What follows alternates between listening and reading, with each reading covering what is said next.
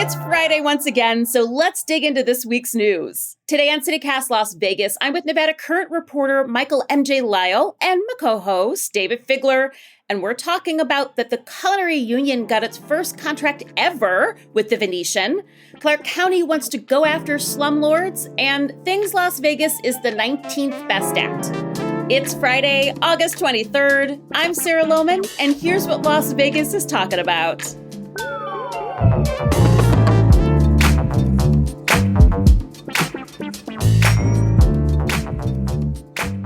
Good morning, gents. Happy Friday. Good morning. Happy Friday. Okay, so we do have a hot headline for you today because this has been an exciting. I'm glad I'm delighting you this morning, David. That's my goal. I'm You in delight LA me all and the time, Sarah Lohman. I'm a feeling big fan. breezy. You're especially delighted maybe this morning, and I'm so glad. All right, we got a hot headline this morning. So if you've been paying attention, this week has been the trial of the local politician that allegedly murdered a local journalist. David, what can you tell us about the Telus trial?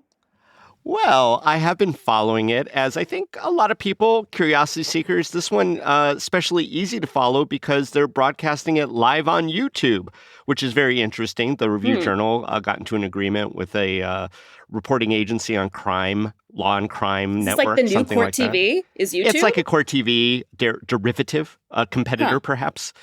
Although I think Court TV is actually doing some coverage on it as well. That said, it was predicted that this would be a fairly fast-moving trial, and certainly that prediction has come true. As we're wrapping up the second week today, Rob Telus took the stand on Wednesday, continued on to Thursday, and we'll see where it goes. There's not much more left but the shouting, and by shouting I mean the closing arguments and the jury deliberations. Okay. Telus testified. How did that go? Oh, it went horribly for him. He was able to broker an arrangement, and I have my speculative reasons why, and we'll talk about this when we talk about the verdict, good or bad for him, to just do a narrative, to basically get on the stand and talk almost uninterrupted for over an hour and a half, telling his story, sharing his grievances, pontificating on why he feels that not only is he innocent, but that the police just got the wrong guy. All right, well, that doesn't sound great at all.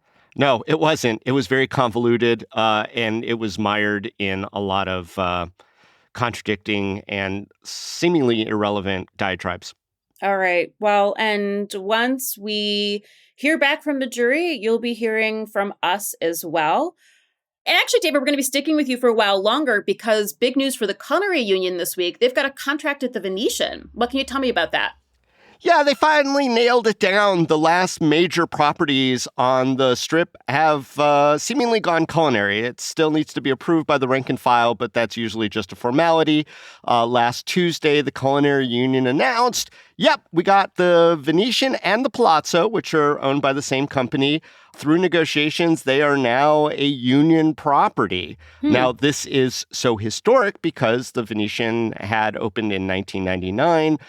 The owner at the time was notoriously, I would even say vehemently and possibly singularly anti-union and maintained a defense against unionization of his properties. Mr. Sheldon Adelson, the billionaire who passed away.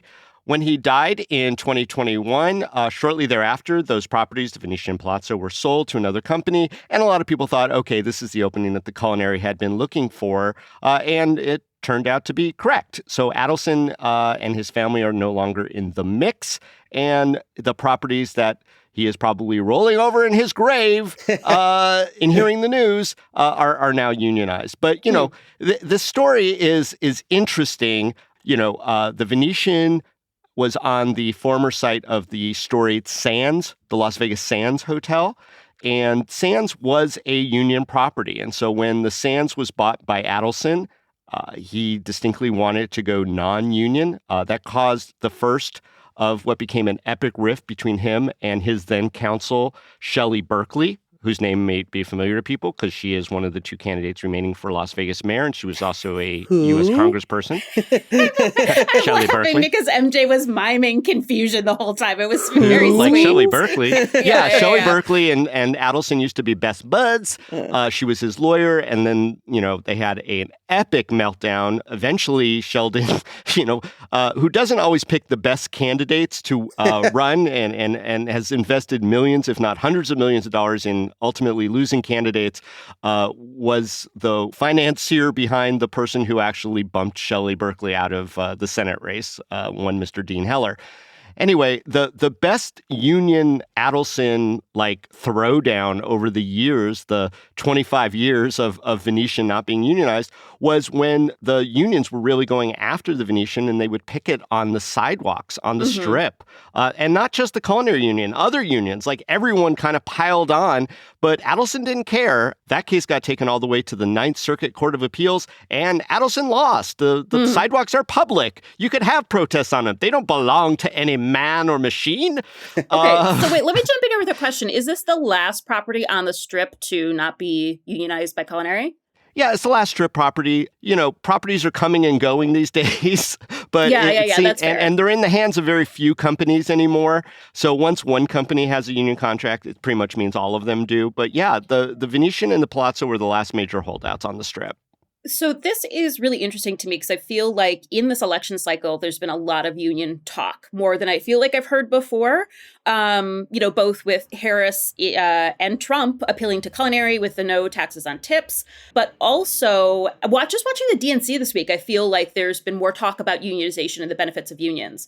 I bring this up because Adelson for a long time pushed back on culinary, making the claim that they're already providing for their employees. And to his credit, during the pandemic, he paid employees a full salary for a full 6 months of March 2020 to October 2020.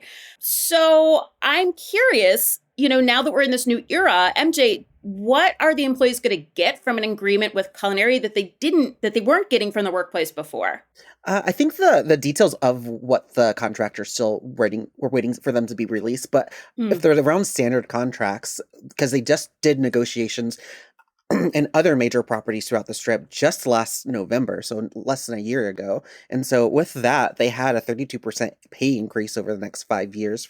And then one of the big sticking points they had during their contract disputes in November was going back to daily room cleaning, something they advocated for, something that was put in place legislatively during the pandemic. And then Democrats, against the will of culinary, actually stripped that away. And so it's something that they put back into their contract negotiations in November. So I'm sure that might be a sticking point coming out of these negotiations as well. But to your point about union, we've seen union power kind of grow and have this renaissance over the last year. We saw the writer strikes in Hollywood. We're seeing unions pop up with Starbucks locations, and then also everything that's happening with the culinary. And it is showing that I guess workers are just tired of it, and they do want more protections and want more they want some guidelines to make sure that they're not being exploited by workers and by employers, especially multi-billionaire employers that could afford decent pay raises and could afford some of the protections that they're asking for. And I will note, when Vice President Harris made her first stop to Las Vegas this year, it was to culinary union. And so it does show the power of unions, and actually she wants them to be out there knocking on doors. I don't even think that was her first stop. She's been here 8 times this year. Oh, as a presidential candidate, yeah, but as the vice president, her rally I think was her 8th visit to Vegas in a year. And of course, unions are also offering protections against job loss, especially with changing technology too. It's interesting. Correct. I feel like I know the story of Nixon killing unions in the 70s and Reagan, but I never thought we'd come back to a time where we're seeing this union revival. Actually, speaking of, David, do you think that we will see culinary come off the strip? We talked about this a couple of weeks ago. Remember, there was that thing, there was wages disputes in Henderson and child labor things happening too. And we mentioned that culinary isn't in local casinos or station casinos or local restaurants. Well, not for want of trying. Culinary has been trying to bust into the Stations family as long as Stations family has been around, and Stations, it's epic battles and there's trials and labor hearings and all that stuff.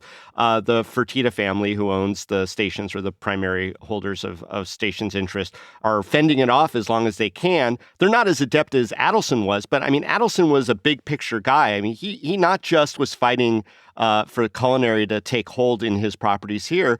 He was financing, right to work legislation all over the country, and candidates who were anti-union. He was, adamantly against collective bargaining agreements for government workers. He just had a philosophy that was anti-union.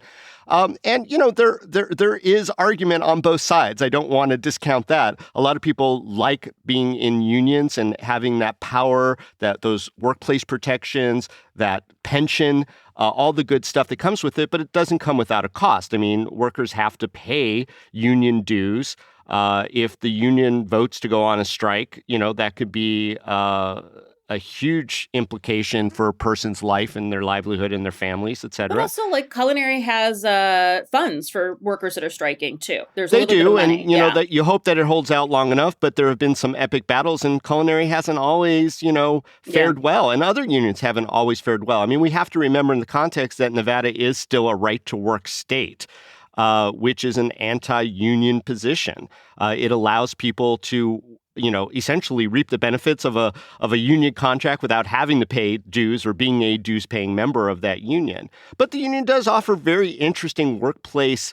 I said the word protections, and I mean that in both a safety way and also kind of a protocol and the enforcement of laws that exist in a way that you have an advocate. So a lot of people who are pro-union are very pro-union for a reason. But I think that it would be very difficult, in answer to your question, Sarah, to, go and organize every restaurant in Las Vegas and have those campaigns.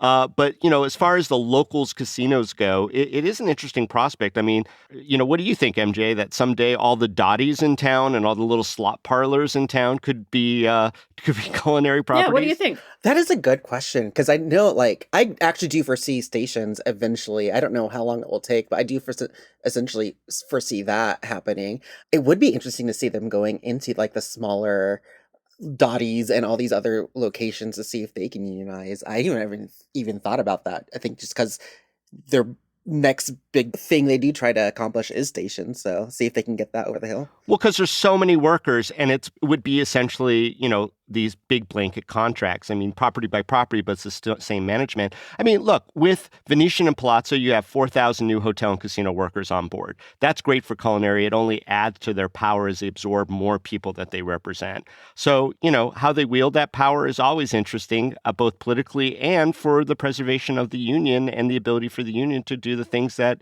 unions do. Well, for me too, coming into the city, I was amazed by the culinary union, but then was wait, it's only on the Strip? So it for me, even though I think y'all are probably used to having that on the Strip, it doesn't make sense that they're not in these other properties too. So well, they're up in Reno too. Up in Reno, but still in the city. So I'm curious to see what happens. But hey, congratulations, Venetian employees! Welcome to the culinary union.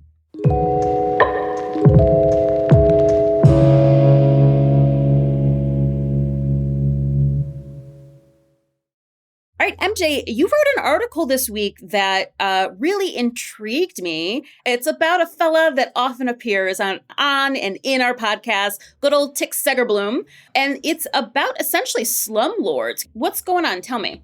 Yeah. Slumlords in Vegas? No. Never.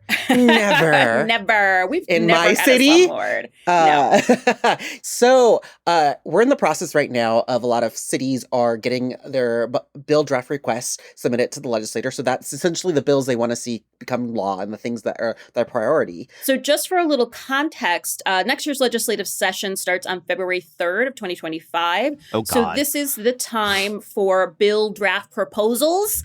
So that's why this is a conversation. It's really talking about what are people going to be voting on the floor? Yeah. So during the conversation of what they wanted to sponsor as the county, they kind of had this off aside about bill that they're not ultimately going to sponsor, but they're working with legislators on the side to actually get drafted.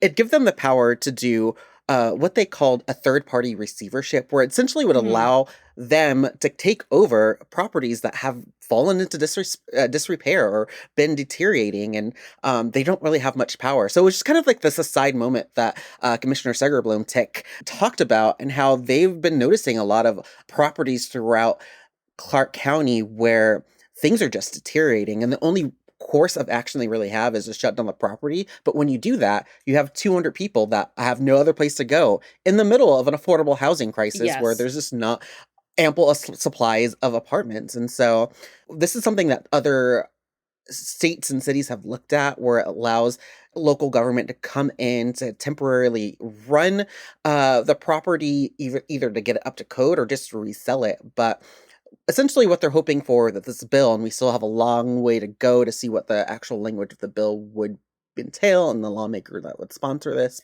Right. But essentially, it would allow them just another option to take over these properties to ensure that we're actually not letting tenants live under the conditions on slumlords because they have no other choice. And then also that the answer right now is evictions of those tenants when it's not their fault, and then they're carrying the burden of moving and finding a new place and et cetera, et cetera. I mean, it's a good news, bad news situation for those tenants, right? It's like the good news is you're finally on our radar and we agree with you that your place is uninhabitable and your landlords are horrible. Bad news is now we're going to kick you on the street because we have to shut it down. You can't live there. Yeah. I've seen this play out in my own neighborhood, and it's definitely not a solution. MJ, you had some great quotes in this article. There's some really great responses to it. So Clark County Commissioner Marilyn Kirkpatrick said that the county needs some kind of teeth to get after the bad actors. So how could this bill give Clark County teeth, MJ?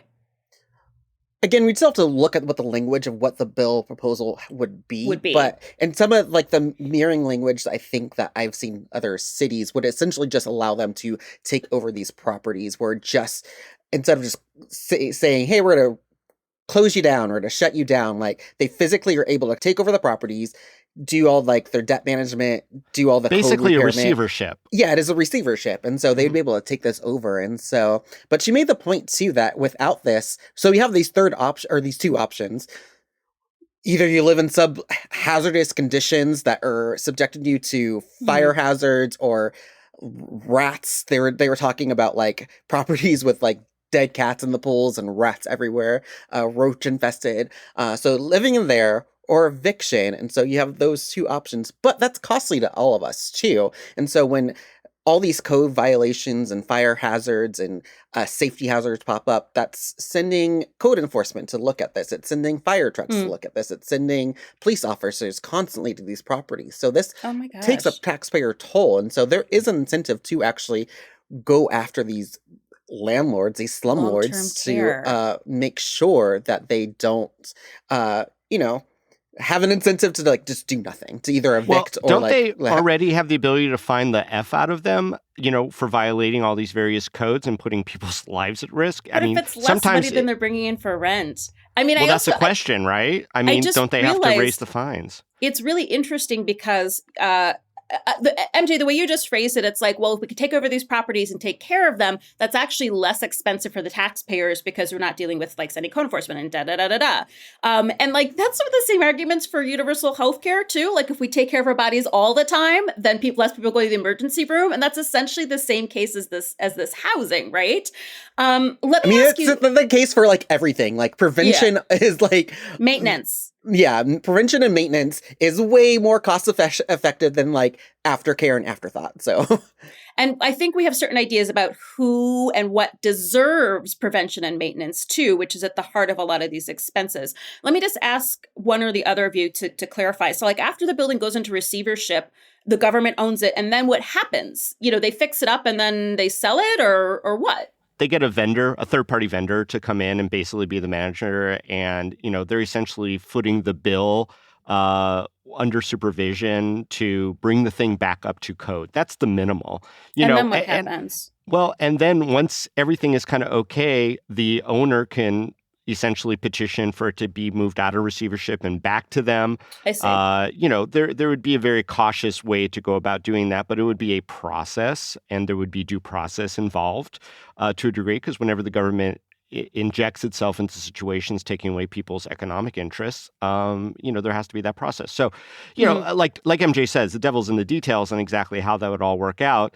I think the heart, as Tick Sagerbloom typically is in the right place, but the details of how to actually get to that heart space in a way that works is always the challenge. And, here, the problem has always been that, the tenants usually have to initiate putting it on code enforcement's radar. It's not like it seems like they do regular checks. Although the fire department has to do that, with fire code violations. But we often see those being problematic where, the fire department might have issued like warnings and things like that. And then we don't really find out the degree of it until the place fucking burned down. Yeah. And so, and that's in litigation in a lot of different spaces in our city as well. So, it'd be nice if we had the resources to make sure that every residence, especially these big unit residences, were habitable and code compliant all the time before there were problems. And also to add to that, going back to even prior to prevention, making sure the city has enough affordable and available housing to begin with, and protections on tenants that aren't subjected to predatory deposit and application fees so they can move, and actually that people are making fair wages so they can afford their rents, and making sure that landlords aren't price gouging. So it's putting all these policies in place so you don't actually have a condition for slumlords to manifest. Yes, and that affordable housing is also healthy and safe and allow people to be vibrant. So let me bring in this last question. So another quote that you added, MJ, to your article is actually about that apartment building you mentioned with the dead cats in the swimming pool. This was a 600-unit property. And Clark County Commissioner Jim Gibson said of dealing with this property, it's supposed to not only be affordable, but livable. It's neither. And that really resonated with me. What role do you think the city or the state government have in providing quality, affordable housing to the poor or to the middle class, too? What do you think, MJ? I mean, everyone keeps talking about bringing all these magical sports facilities, and this is my rant, and these all these economic engines. But the economic engine of the city is actually its people, and people cannot do the jobs that you need to make this economic engine go if they don't have housing stability. And so it should be the core responsibility of state and local governments to get over their own bullshit, to actually do what is necessary to develop enough housing, not just for workers and middle class and those that are making a decent wage, but also low-income earners and those that actually don't make a wage because they rely on Social Security or rely on other types of disability payments. And so having enough housing for them as well. And so we definitely have a responsibility to keep everyone housed and having the options to, it's not even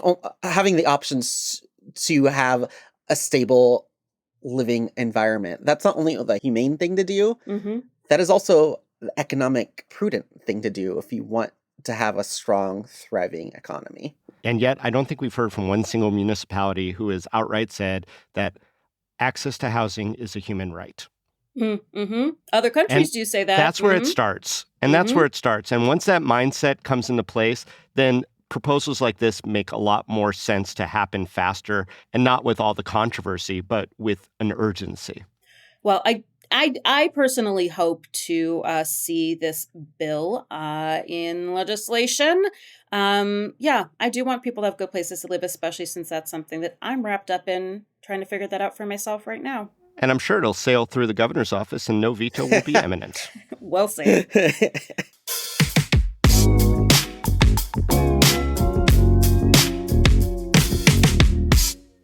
All right, fellas, I have good news. Las Vegas has beautiful sunsets. Okay, and also... You guys seemed underwhelmed. You have another obvious thing to tell us, Sarah Lohman? Okay, all right. So there's been a study. There were big air quotes around that. It was put together by a mobile service provider, looked at social media data of people like posting sunset pictures using TikTok, interestingly. And I did an equation with local light pollution levels and ranked the top 20 cities that has the best sunsets. Now, unsurprisingly, these are mostly tourist places because, you know, you go on vacation, you take a photo of your sunset. But I don't know about y'all, but there are definitely some photos of Las Vegas sunsets on my Instagram feed. Yeah. We've got good sunsets. We do have good sunsets. We have great Every time, sunsets. like, you know, there's a good sunset, like your social media just like floods with these beautiful skylines. And then you go outside yes. and you look at it. Well, It's I'll get magic. a text from someone who loves me and says, stop what you're doing. This is our equivalent of stop and smell the roses. Stop, walk outside, and look at the sunset. I mean, that's a beautiful sentiment. It's that's very like a orienting. great, yeah. Yes. Now, I will say, looking at this list of the top 20, Ohio, where I am from, did not make the cut. Toni Morrison said Ohio has the best sunsets in the world, and I'm going to believe her. No. You have something to say about that, Figler? Yeah. We've got the conditions, right? Also Ohio a has little bit of humidity. smog that helps. So Yeah, and some wildfire smoke, yeah. and wildfire, yeah. So on this list of the top 20, Las Vegas placed number 19 for the best sunsets on the planet. Seems random. I would put us top 5. Ahead of Florence. Suck it, Florence. Just kidding. Suck it, Florence. Florence, Italy is number 20. I know that they're avid listeners, and they're going to be sad. You know what? When I went away to college, I went down to Tucson, Arizona, and I got to say that the Tucson sunsets in many ways rivaled the Las Vegas from my eye. Did they make not Get on the out. list. Not on the Get list. out. So Oh, you're man. incorrect. Bar Harbor. Bar Harbor is number 1, and then a lot of tropical destinations as well. Like a Navajo blanket in the sky is how I would And describe it. Greeley, Colorado, which is a new to me place. Okay, so what's your favorite place to view the sunset? We're ending so nice today. Where do you like to view the sunset, David?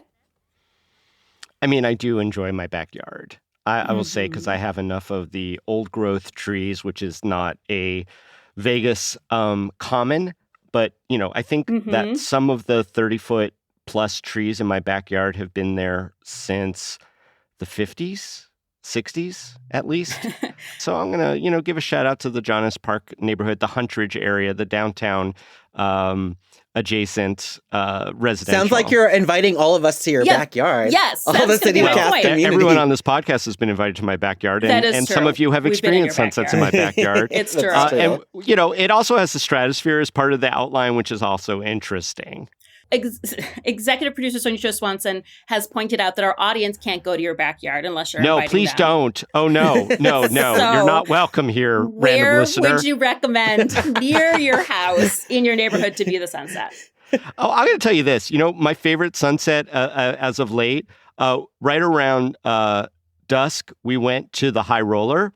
And we timed it Oh, I so did that that we were with my up on the mom. top of the Yeah. observation wheel, right as the sun was going down, and we were looking west and watching the sunset. And it was remarkable because you It had the is. mountains and you had, you know, beyond the skyline of the strip, you really could get into the sense of where we are in the desert and how beautiful that sunset is. Vegas is such a beautiful place. And I think that's why this quote unquote study excites me, because I feel like a lot of people didn't know that because they're just in the bowels of their casinos. But clearly people are here on vacations and taking a moment to like enjoy these beautiful sunsets. All right, MJ, what's your favorite spot to view the sunset? So I will confess, like usually when I see these photos, like I do go outside and like I'll walk up and like admire them, but I haven't really just stopped and stilled myself for a second to enjoy a sunset in a while. And I was thinking about this as David was answering his question, and there's so many, I live near UNLV and there's so many parking garages that I've gone up on to watch fireworks. And so I was thinking, why don't I try and check out a sunset? Just go up there and the top of these parking structures around UNLV because they're very accessible, and just enjoy a sunset because you could see the Las Vegas Strip and the mountain skyline from there. And so I think it would be a perfect spot. So I'm going to give that a try and report back. Report back. Let me know your best parking garages. We love talking about Yeah. parking on this podcast, honestly. But I think this is a good reminder to actually just go out and enjoy the sunset. Like, you're right. Get off my phone, get out of my house, get out of my office space, get out of the bowels of the casino and just enjoy the sunset. where I live in Townsite Henderson, like that old part of Henderson sort of tips up on the edges of the bowl of the Las Vegas Valley. So a lot of those main streets you can see down to the Strip and beyond, and that is west facing. So there are some spectacular views, like if you go to Water Street and go to some of the bars and restaurants that have like the open upper decks, it's an incredible place to view a sunset over the entire Las Vegas Valley. I really, really love my dear sweet Hendertucky. So in closing, I would love to know, we're the 19th best city on the planet for sunsets. What else are we the 19th best city for? Musical parodies. That's true. I was going to say polka, which both sort of references David Figler, where we are in the 19th best cities in the world for punk polka bands. Oh, no, I think that the pool is very, very shallow on that. You don't think there's 18 better cities? I don't think that there's 18 punk polka bands in the country. So That's fair. That's fair. All right, Figler, what do you think? I'm going to go dark on this one. I think we're probably ranking 19th on per capita spending on problem gambling treatment and prevention. Whoa.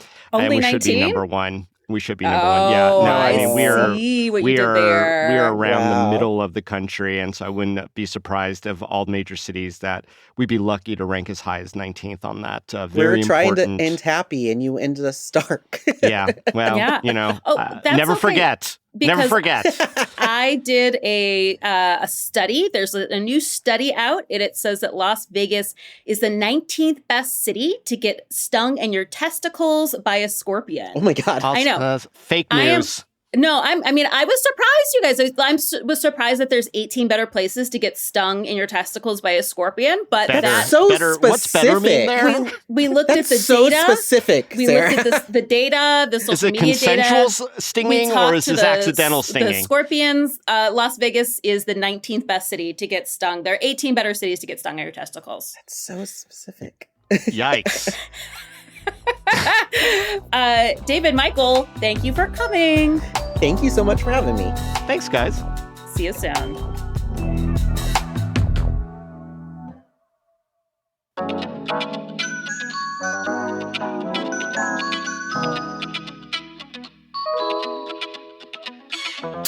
That's all for today here on CityCast Las Vegas. Our producers this week were Sonia Cho Swanson, Layla Mohammed, and Lizzie Goldsmith. Our newsletter editor is Rob Katchel-Reese, and our hosts are David Figler and Sarah Lohman. That's me. Music by OG Moose, Epidemic Sound, and all the kimonos. We record this show in the traditional homelands of the Nawuvi, the Southern Paiute people. If you enjoyed this show, why not tell a friend? Rate this show. Make us the 19th best podcast in Las Vegas. The country, baby. The world? Rate the show. Make us the 19th best podcast in the world. Leave us a review and subscribe to our morning newsletter, Hey Las Vegas. We'll be back Monday morning with more news from around the city. Take care.